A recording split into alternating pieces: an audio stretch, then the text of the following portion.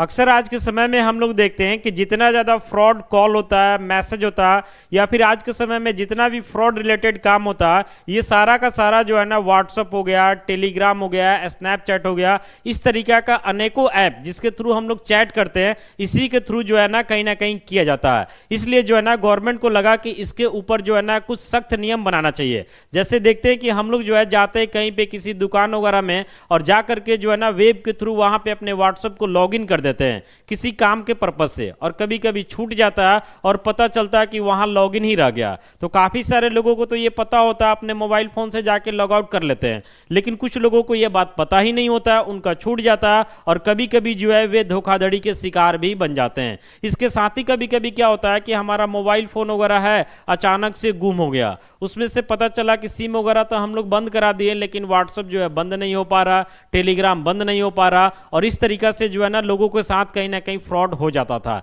इसलिए गवर्नमेंट को लगा कि इसके ऊपर कुछ स्ट्रिक्ट एक्शन लेना चाहिए। और अब फाइनली आप जान लीजिए कि व्हाट्सएप हो, टेलीग्राम हो, स्नैपचैट हो, या इस तरीका का जो भी ऐप है जिसके थ्रू कहीं ना कहीं हम लोग मैसेजिंग करते हैं, कॉल वगैरह करते हैं, उन सबके ऊपर जो है ये गाइडलाइंस ला दिया गया है कि अगर कोई भी आदमी अगर मोबाइल से अपने सिम को निकाल लेता है तो उस सिचुएशन में एट ए टाइम ये ऐप जो है बंद हो जाना चाहिए। या फिर अगर आप कहीं पे व्हाट्सएप वगैरह को जो है, टेलीग्राम वगैरह को किसी सिस्टम वगैरह पे लॉग इन किए हैं तो ऑटोमेटिक 6 घंटा के बाद जो है वो वहां से क्या हो जाएगा, तो लॉग आउट हो जाएगा। आइए इस नियम के बारे में आपको बता रहे हैं कि आखिर ये क्यों लाया गया और ये लाने के बाद जो है इसका क्या फायदा होने वाला है।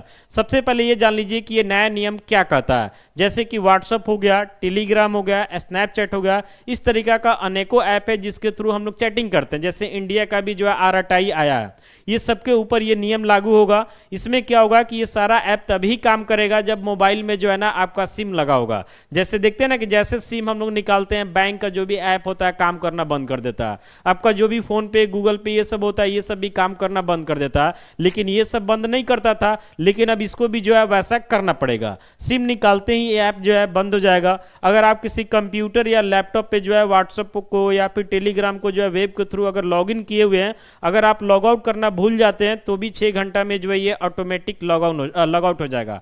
फिलहाल इस नियम को लागू करने में समय लगेगा, क्योंकि गवर्नमेंट की तरफ से जो है ना ये सभी कंपनियों को समय दिया गया 90 दिन का, कि 90 दिन के अंतर्गत जो है आपको ये चीज को लागू कर देना है, ताकि लोगों का प्राइवेसी बना रहे और किसी के साथ फ्रॉड नहीं हो। एक चीज ये भी ध्यान रखना है कि आखिर इस नियम को क्यों लागू किया गया, आखिर गवर्नमेंट को क्यों मजबूरी हो गया कि ऐसा करना पड़ा। तो जान लीजिए कि अभी के समय में जितना साइबर फ्रॉड चल रहा, फर्जी नंबर से, जैसे देखते हैं ना कि बहुत सारा कॉल आजकल व्हाट्सएप से ही आने लगता है, और भी बहुत सारा स्कैम होता है, नकली पहचान होता है, इस तरीके के चीजों पे जो है कहीं ना कहीं कमी आएगा।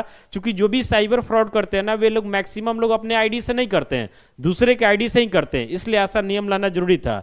नंबर डिवाइस यूजर की जो है पहचान एक तरीका से अस्पष्ट रहेगी, यानी आपके पास कोई मैसेज आएगा तो आप समझेंगे कि हाँ जो मैसेज आ रहा सच में उसी आदमी का है। जाहिर सी बात है कि दूसरा आदमी के पास डाटा ही नहीं रहेगा।